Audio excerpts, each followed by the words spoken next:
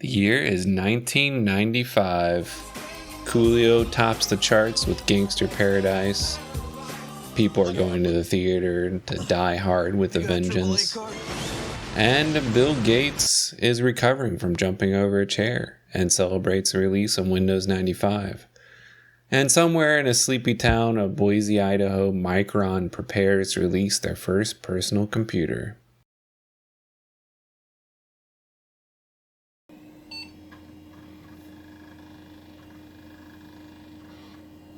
Greetings everyone, and welcome to another episode of Gaming Retro, where we look at old computers, old computer things, and old software and games. And speaking of old computer things, today I've got this Micron desktop, and it is a original Pentium 90 megahertz system. I would date it to about 1995 or 1996, right around then. And Micron basically began producing computers around that time. Now, they didn't start out making computers. In fact, Micron was around since the late 1970s. They made memory. In fact, they still make memory, but they don't make computers anymore. That part of the company closed down in 2008. In fact, changed names from Micron to MPC. You may have heard of it. They really struggled in the 2000s, way too much competition and so forth. But starting in the mid-90s, they started producing computers, mainly putting together components from other manufacturers, much like Dell and Gateway did, and basically competing with them. One of the benefits that you might have going with a Micron system rather than one of the competitors is that they had the proprietary memory. So you would be buying Micron memory, and that allowed them to lower the cost a little bit. Now, I remember Microns being sold back in like computer gaming magazines that I would read and so forth, and they always seemed a little pricey to me, a little more expensive than the computers we could afford, which were basically generic non-name brand computers, but they were actually quite competitively priced with other computers at the time. In fact, here's a couple ads, and I actually only know, I'm guessing as far as the name of this model is the P90 because of the naming convention on these computers and these ads, but there's actually no model number on this computer, which is a little odd. The monitor that I've got with it, most likely you would not have bought this along with the computer. You probably would have gotten regular CRT, but these LCDs were coming on the market and you'd be paying a very handsome price for them. This would have been a markup of several $100s, even a few $100 more expensive than, say, your standard 17-inch CRT. And I really like the way this monitor looks. I'll just turn it a little bit so you can see the side. I have kind of this thing for the really old LCDs that, are nice and thick like this, over an inch thick, probably almost a couple inches thick, and just the way it slopes down. And it does rotate, which is kind of neat.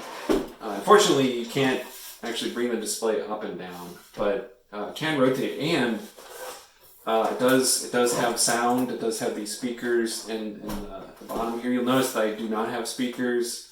You probably would have gotten some generic speakers with it, and I'm pretty sure I have seen some generic speakers with Micron label on them, but I don't think they were, making their own speakers or anything like that. So you could really just pair up any speakers with this from the mid-90s, and it would be perfectly appropriate.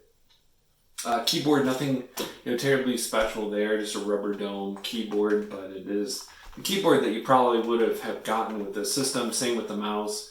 It's standard Microsoft, wheel mouse, but it says Microsoft for Micron on here, so they just kind of slap their labels on, whatever they could.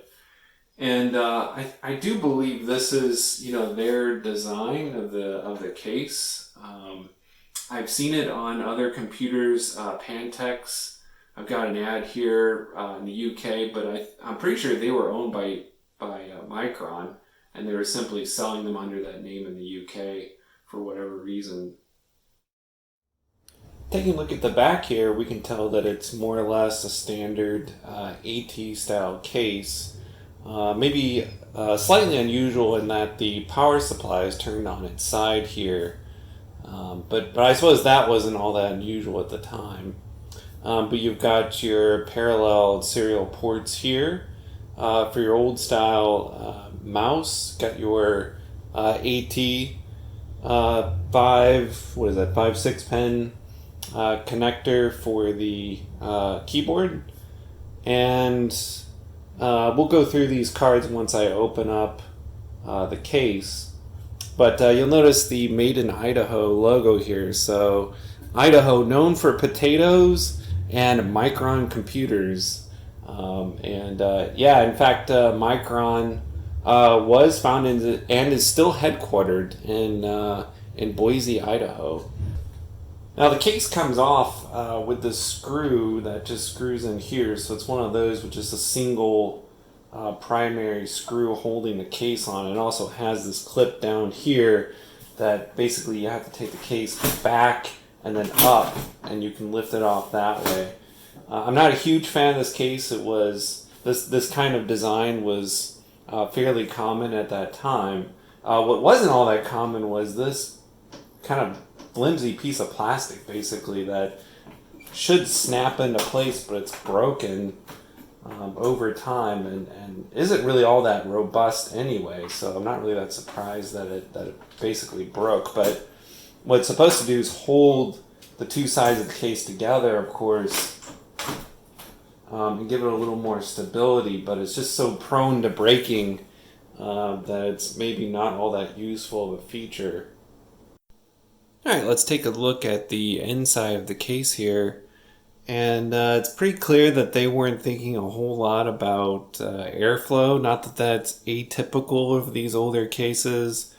And the components inside, I mean, usually the processors at about this vintage, these first Pentium generation and so forth, and the earlier 486s just, usually didn't get that hot that you needed to really be that concerned about airflow. And actually, that leads me to one of the things that I wanted to point out about the interior of the case, and that is that there is actually a fan in here.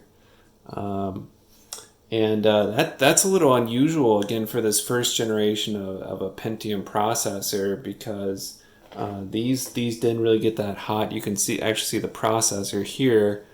It does have a really small heatsink and a really small fan on the top there. That's interesting too, because I've seen the first generation Pentiums with just a heatsink on there, and that's typically enough. But this one's got a little fan on there as well, so it's a whole CPU, modern CPU cooler just in miniature, essentially there. And with that extra fan here in front, it'll suck air from the intake in the front panel and move it on over the CPU as well as these cards here and out the back. Now, in terms of the back, actually, there isn't much space for air to flow out the back, so the heat could very well accumulate in this area. Now, another thing I wanted to point out is actually this feature, and you might be wondering what this is about. Well, there's brackets in here, where you can attach a couple hard drives. So it's interesting that there aren't any hard drives in here. The one hard drive in the system is this Quantum Bigfoot hard drive here, and it isn't even screwed in. This is the way I got this computer from the recycling center. It's a good thing it wasn't turned over or anything like that, because this tends to move around a bit. Really need some brackets to hold it properly in there. The CD-ROM drive up here, and then I'll pull out the cards here in a second, but we've got this small expansion card here that just connects via cable to the motherboard, and it has USB 1 and a PS2, two PS2 ports, so one for keyboard, one for mouse there, and That makes sense that this didn't originally ship with that capability, with PS2 capability, so you'd have to attach a serial mouse to it, and didn't really have any choice in the keyboard either. It was going to be an AT style keyboard, but that gives you more options with those PS2 ports. Got a sound card here that's actually a Turtle Beach, and I'll pull that out and show it to you, but I added that one myself because it actually didn't come with a sound card, which was it's odd, but didn't come with one. I imagine someone took it out at some point.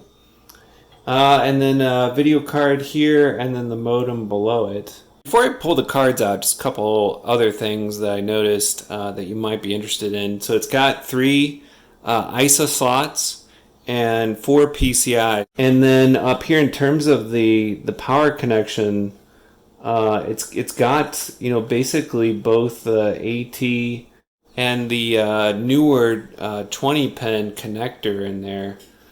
Okay, what do we have here in terms of expansion cards? Well, we've got this old school modem here, and it's the only ISA card in the computer.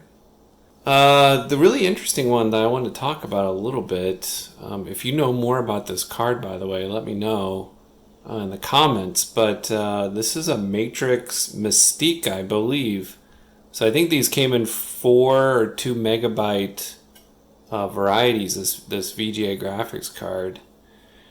And I don't think it was terribly well received, it seems like. It would have cost about $250 retail when it was new, and it seemed like it was mainly 2D graphics with a little bit of 3D capabilities.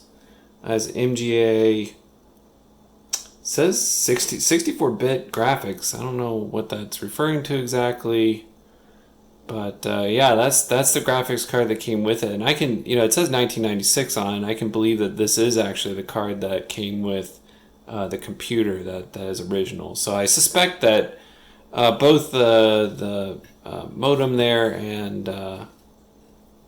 this graphics card are original to this computer. Now, the card that I added, because it didn't actually have a sound card, I'd imagine it did come with a sound card as far as I can tell with the ads and so forth.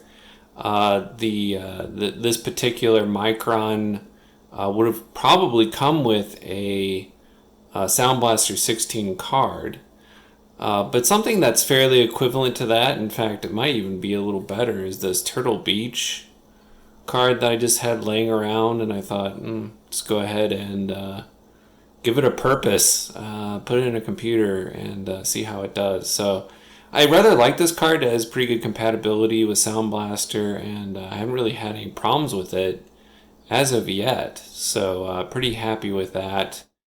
I'm not sure if this would have been an upgrade to the original Sound Blaster 16 that came with the computer, but it's probably fairly equivalent. So it kind of makes sense to put that one in there if I don't have a Sound Blaster 16 card to lend to it, and I don't at the moment. So that will do. All right, let's put everything back in and start it up. Now, I did make a couple small changes here. One, the monitor, I had to switch that out. Sadly, the Micron monitor that I love so much, I think is on the way out. Now, it will display basically DOS screen and the boot up screen, and that's it. It won't display anything else. The Windows operating system of any sort, it won't display any of that. So I went ahead and switched it out with my trusty Gateway monitor, which is about that same vintage. And then because we're losing the speakers in the monitor, I put these cheap CTX speakers on here, which are probably about the same quality. So I think everything kind of aligns as well as I can get it. And one other thing, the PS2 port doesn't work that well, the expansion card that's in there, so I went ahead and put on a serial mouse, which works fine. So alright, let's get this thing booted up.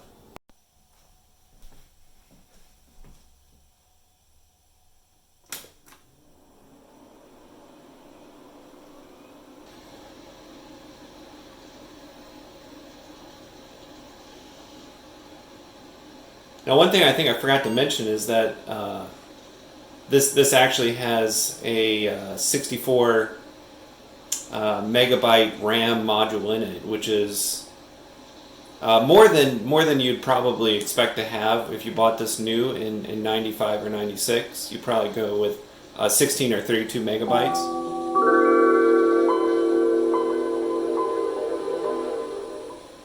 And given it's not Micron RAM, I'm guessing that was added later as an upgrade. Welcome to Windows 95. Should we take a Windows tour? Probably not. No. Okay. I guess we need this. I guess we need the CD for that. Let's take a look at control panel here.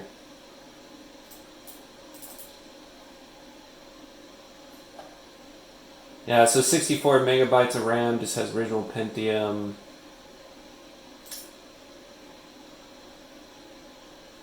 It's a clean install of 95. I did this just a few days ago, so everything seems to be working fine. Sound card is working. So there you have it, folks. A Micron, I think Millennia P90. That's just what I'm going to call it because I can't find the actual model number anywhere. But yeah, running Windows 95, a nice clean installation. I think I'll have to come back and put this computer through its paces, run some programs and games, but I'll save that for another video. I think at some point in the future I'd like to try to get a Micron CRT monitor to go with this, and maybe some Micron speakers as well. And get some PS2 ports that actually work, so I can use that Micron Microsoft mouse with it. So thank you guys very much for watching. Hope you come back and see some of the other videos. These whole computer system videos where I'm trying to put all of the pieces that you would have had with the system that you could basically just get off the shelf from the 90s and the 80s. I'll keep working on that, and I've got a number of computer systems that are already complete and a number of systems that I'm still putting together, but there'll be plenty of videos like this coming out in the future if this is something you're interested in. So thanks for watching, and hope you'll come back in the near future.